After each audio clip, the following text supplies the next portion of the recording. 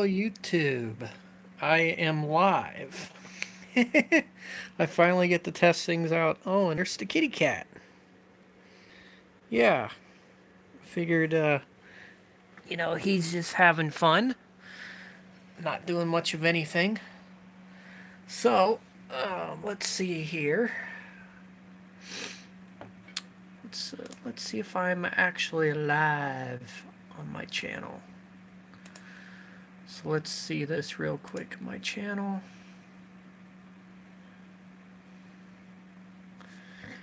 And we should be live. Okay, yeah, we're streaming now, actually.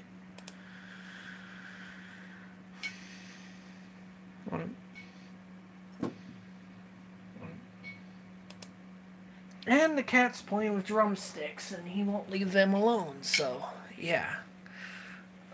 Let's see here. Let's check the chat. Let's see. Let's show messages. I don't know how to access the chat here on the mobile yet. Let's see here. I don't want to mute microphone.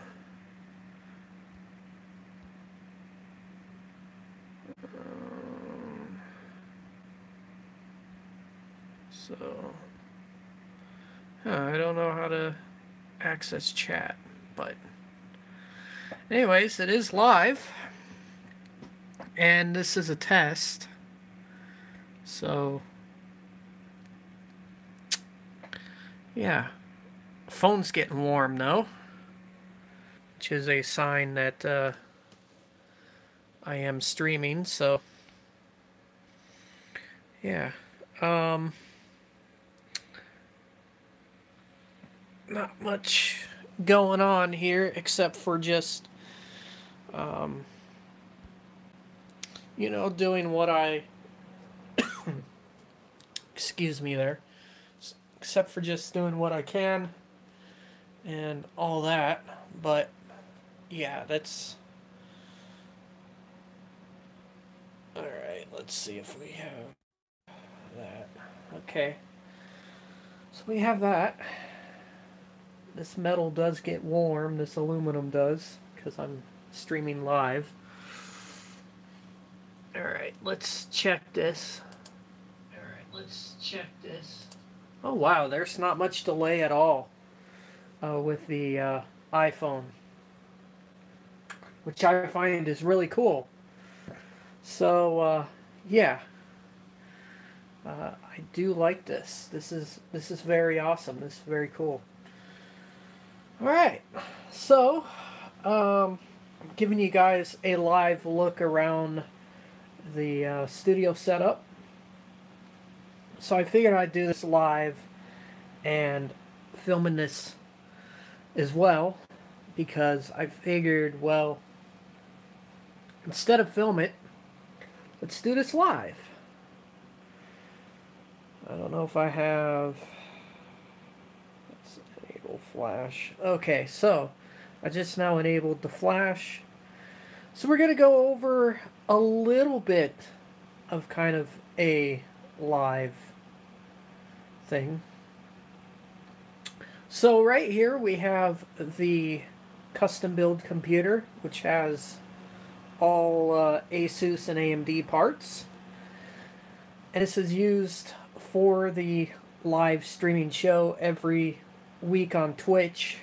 And I won't tell you, and yes, I see someone that has actually popped up there on the chat. I can see messages here on iOS, but I cannot reply to them, which is strange. So here's the custom build. I have 2 hard drives in the main bay.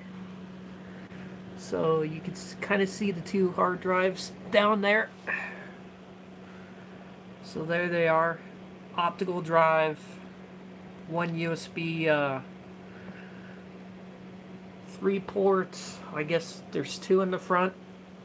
Round back, pretty much have the Wi-Fi one external hard drive because I knocked it down to one hard drive.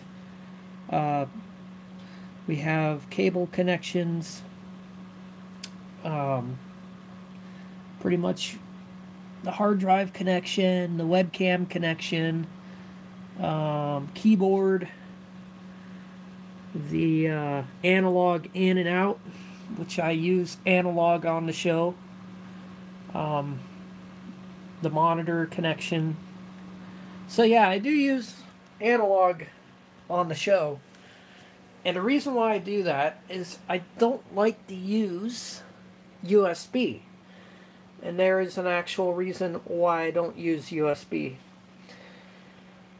And I can tell you why I don't use USB. Number one is USB offers a lot of ground loop noise. Now, most of you guys might like USB for live streaming. I don't.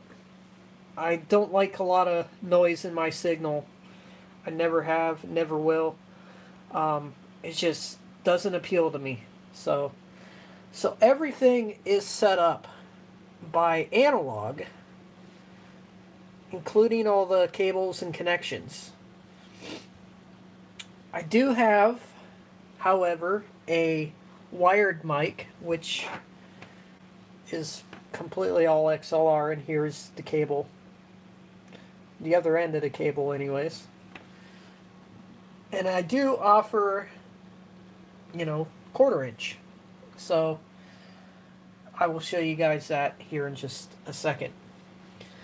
And the rest of these channels are all 1/4 inch as well. I mean, they're RCA / 1/4 inch. So I can unhook these and hook them back in. No big deal. Very easy.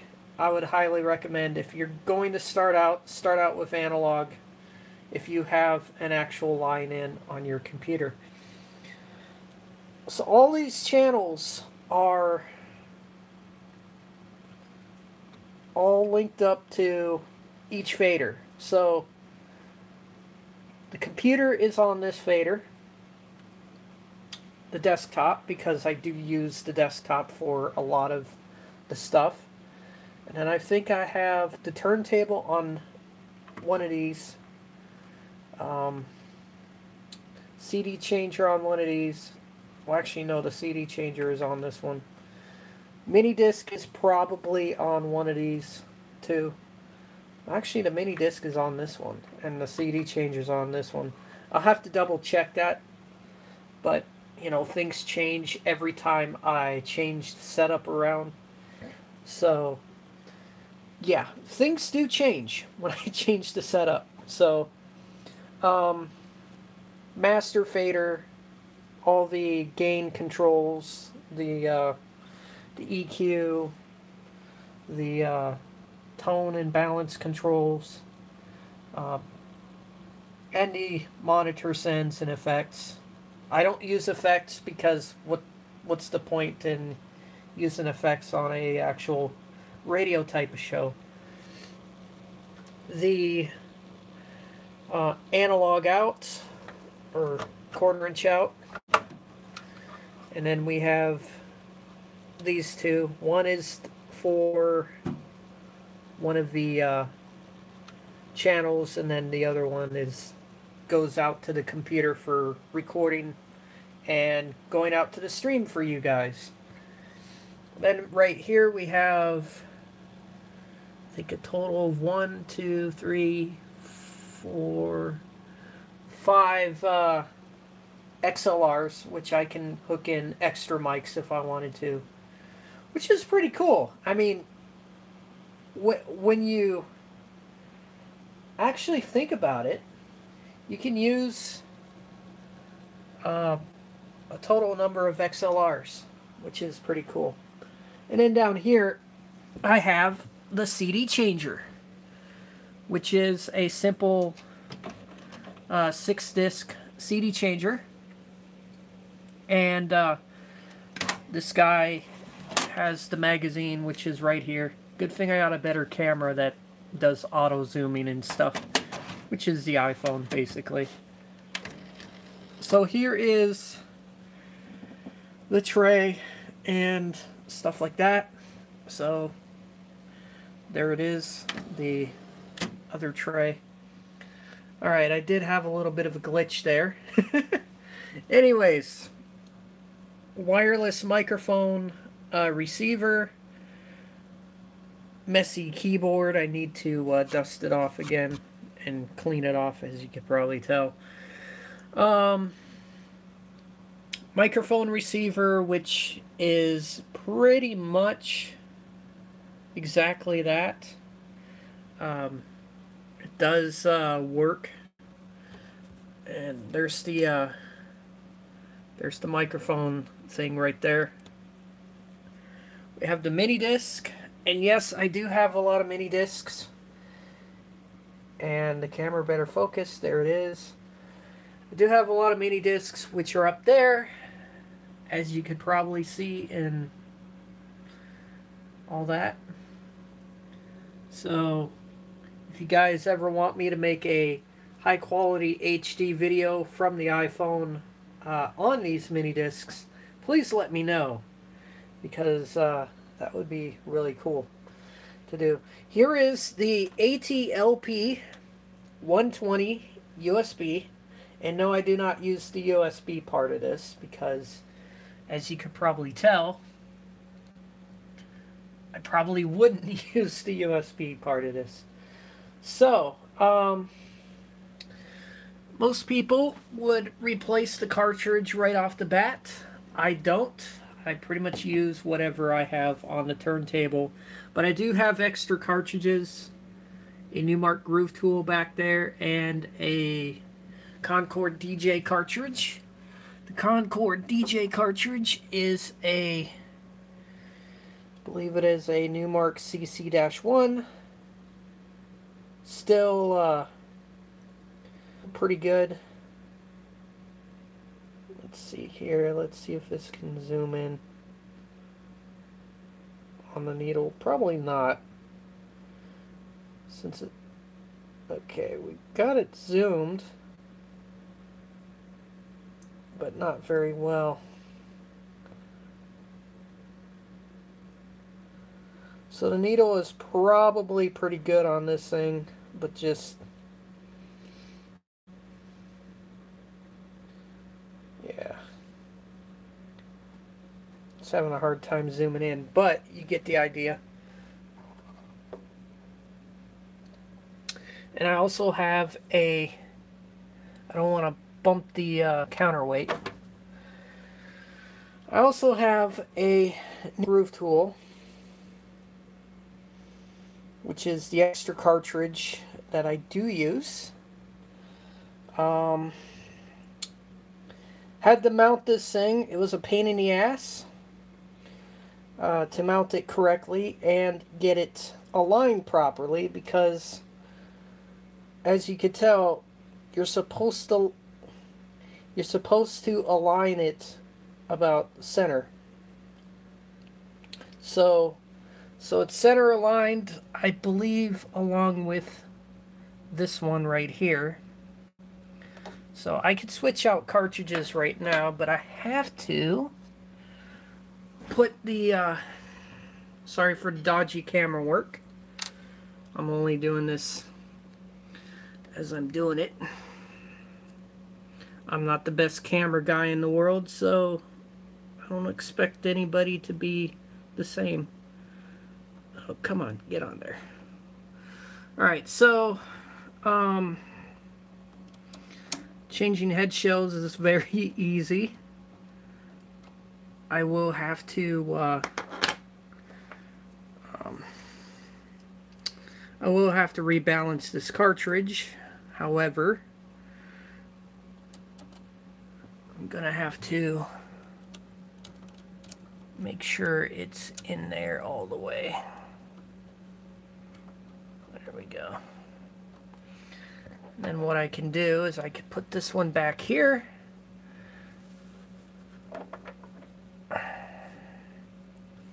Because I do not want to ruin this pretty good Audio-Technica cartridge, because the fact that it really isn't meant for DJing.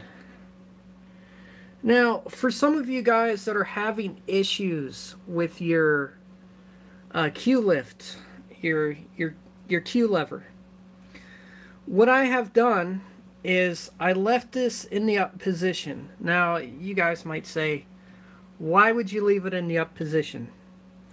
Well, it actually helps, since there is some grease in there. It actually helps with the dampening of the Q mechanism. So if you leave it up for a long time, it will actually drop down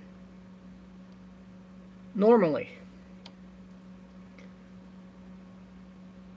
And the reason why these go out and fail so quickly is that people don't take the time in actually keeping this in the up position, which you're supposed to with such a cheap turntable like this.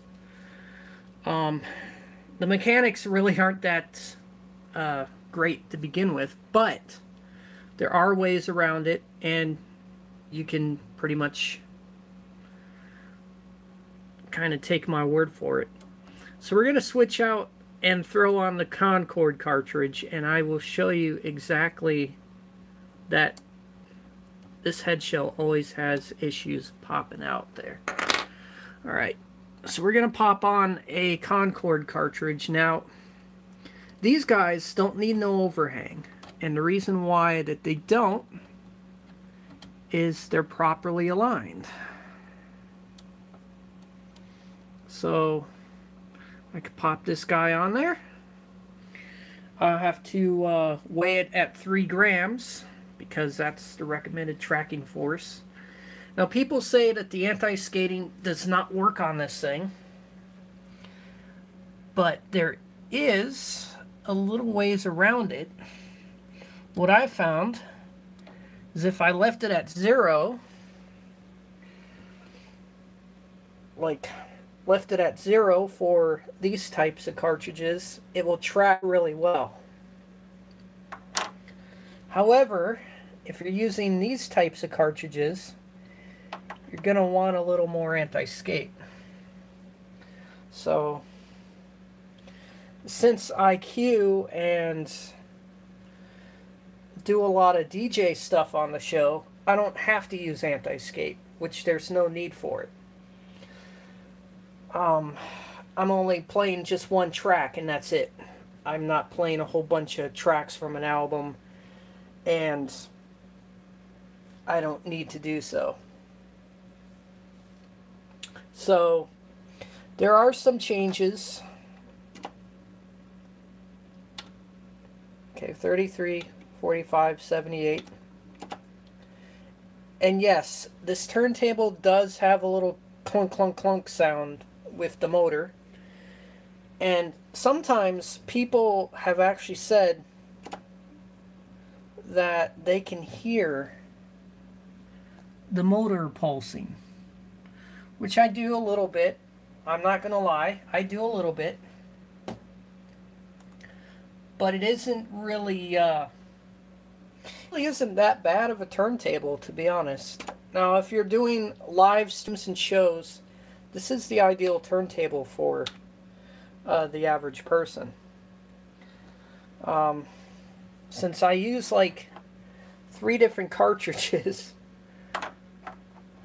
along with the CC-1, so I'm just going to kind of, since I do not have a stylus guard for this thing, I'm going to put on an actual stylus that I don't care about, which I have the original lying around. So I don't care if this original stylus gets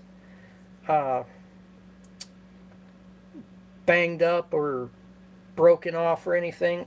So I'm going to put the original stylus on. And alright, so I'm going to flip this around. Alright. Alright, so what I'm going to do is I'm going to take this off. I'm going to take the stylus off. Alright, this guy is coming off. It takes a little bit because you got to get in between the little gap there. Don't force it, which I don't want anybody to force stylus off, and it should pop right off, which there it is right there. Why I'm putting the old stylus on is you'll see in a minute.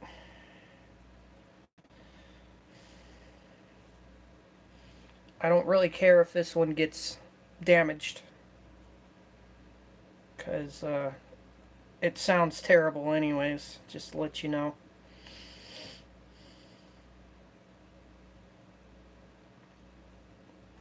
So to properly balance your tone arm, which I pretty much have learned, I don't want to pop this thing in. I heard a pop. Alright. Alright, so. Alright, so, let's turn the light back on. Alright, so. Alright, we're going to start this sucker at 0. Alright. Which means this guy is going to be kind of heavy. Actually, we're going to back it out all the way. See? That went all the way up in the air. Alright, so what we want to do is I'm going to have to bring this ring back to 0 anyways. Some people will say, oh, you're not supposed to do that. Now, the reason why I don't care about the stylus is because I really don't care if it gets damaged, because it's the old stylus. Alright? Okay, so let's go back. That's it's too much up in the air. Alright.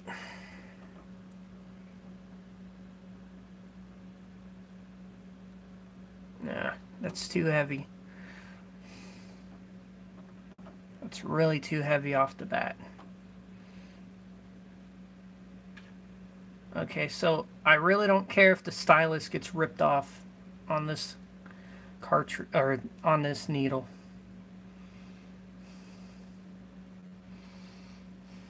Since the needle is already bad. Alright.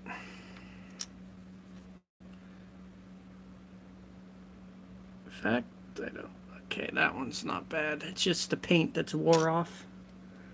Alright.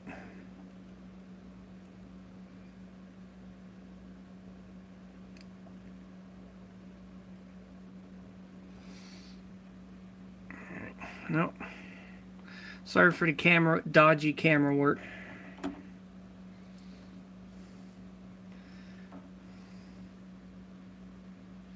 It's hard to get these Concord cartridges to float because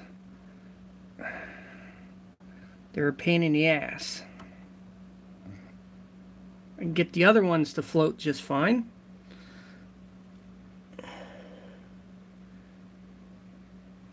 Plus, the stylus is not touching the slip mat because, for one, I got the Q lever up all the way. So, see how it's pulling back?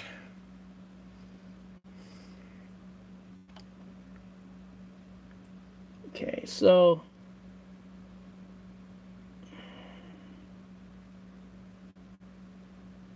I do not want that. Like I said, I don't care if his stylus touches the slip mat, but it's always safe to Whoops, excuse me, guys. Alright, so we're going to bring the Q lever back up. Now, even if it does not like float like it's supposed to, I'm just going to adjust it anyways. Now, this cartridge goes to like 3 to 6 grams anyways. So if I'm a couple grams off, I don't care. Alright, so this is going to just be a rough estimate. I'm just going to balance it out, center it out. And then we're going to do, okay, that's 0.5, 1, 1.5, 2, 2.5, 3. So the counterweight's going to be a bit heavy because my little digital scale is completely dead. I need to get batteries for it, but here's my little digital scale. So yeah, you can tell it's completely dead. So I need to get little button cell batteries for it, but hopefully I didn't bend the stylus. It doesn't look like it's bent, but it should be fine. Now, the best way to test the anti-skate is to see if it actually drifts back. All right. See, in the up position, it won't do that. Now it won't do that because I adjusted the counterweight. But if the anti-skate does work on your machine, put it to 3 grams. Alright, so I'm just going to take a record. And no, I'm not going to play it through the stream because I could get nabbed for copyright, and that wouldn't be fair to anyone. So, and yes, I do use this turntable quite a bit on the show. And we'll see if this let's see if this cartridge is a little too heavy for this Q lever.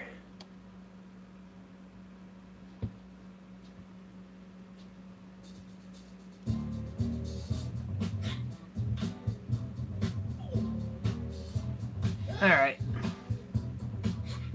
Alright, that does work.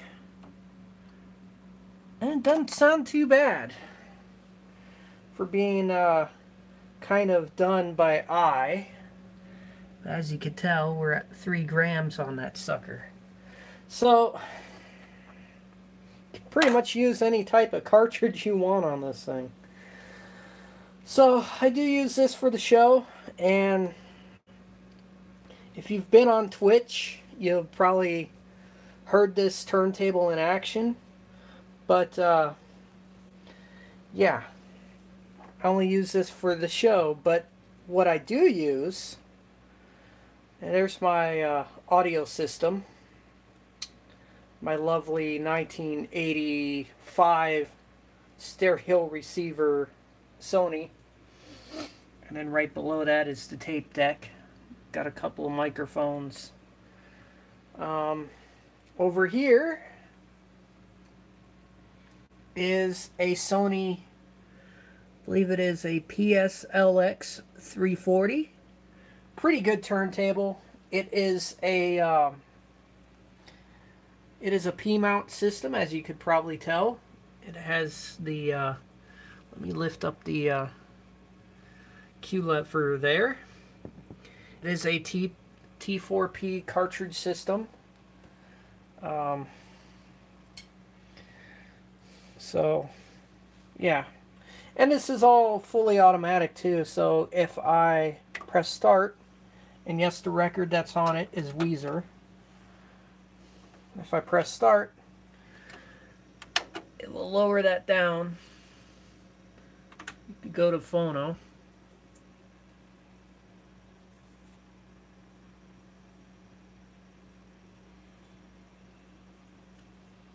I could turn it up a little bit.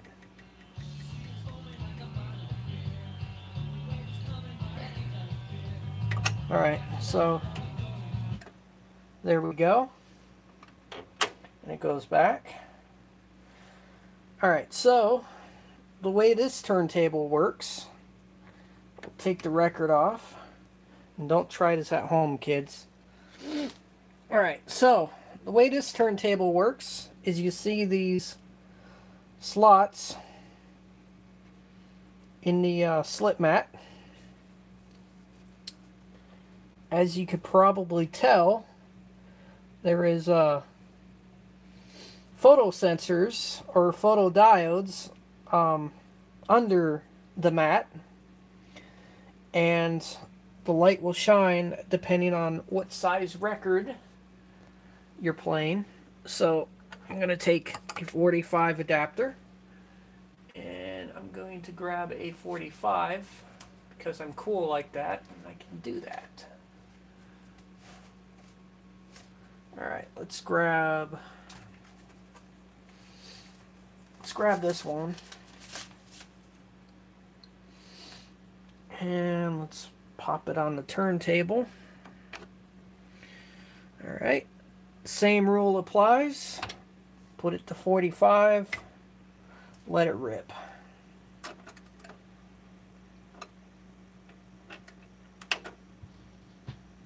There we go.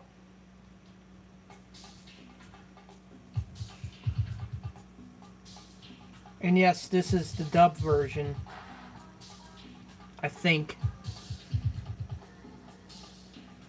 There's really no vocals on this one.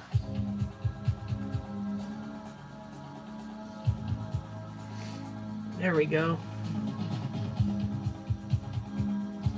Alright, press stop now. So yeah, getting a vintage turntable is actually pretty good. I would highly recommend spend a couple of dollars and get a vintage turntable. Some people might say, "Oh, buy brand new." I know. That's what I did with the ATL P120, but I use it for show purposes. This is my main listening turntable right here. So, if you're wondering, I use this to listen to vinyl, and it serves me good too. So, yeah, there's not really any issues with this thing. It still has the original belt, which is really good. It hasn't rotted away or anything. The cartridge is a Technics. I'll have to turn the disabled flash to show you guys. It is a Technics P530 cartridge.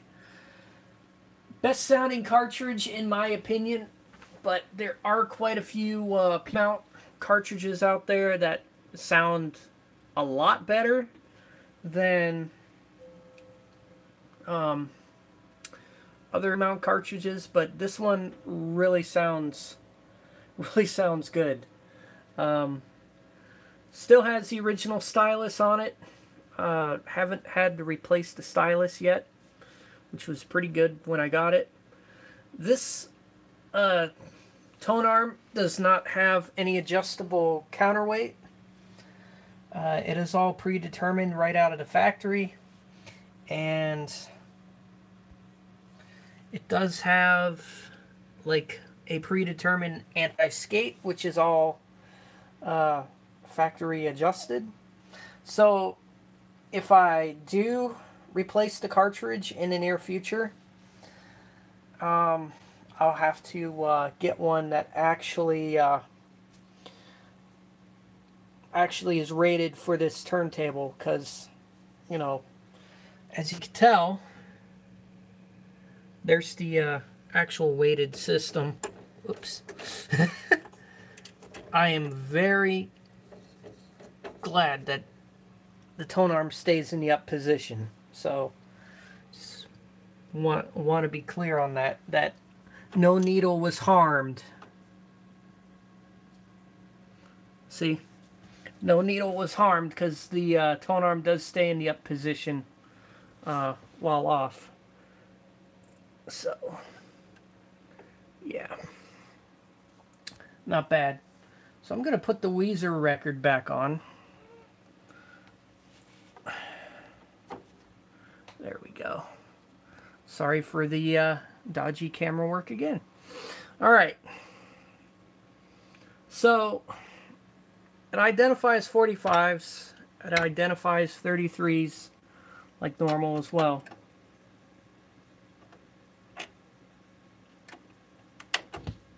So, there it goes. So what if I wanted to lock the tone arm down like normal? Well, I would have to do this and then shut off the turntable. Because as you can tell, the tone arm is now locked and it ain't going nowhere. So when I turn the turntable back on, it starts spinning. And then to bring the tone arm back in the raised up position, there we go. And it's ready to go again.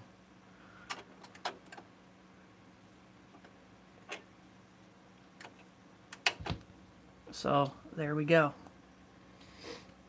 Alright, so what does the repeat function do? Like any other turntable, like, I don't know, any other turntable that does have a repeat function, like a Technics turntable or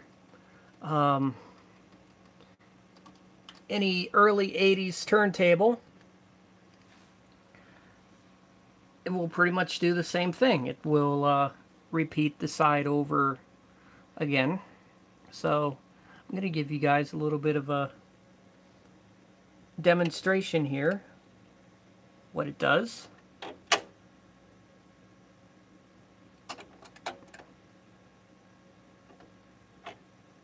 And it lowers. And then to disengage the repeat, watch this. A Technics turntable with the repeat still engaged, it will keep repeating and keep repeating. Watch this. This turntable does not. So we're going to pretty much watch the light turn itself off when I press the start-stop button.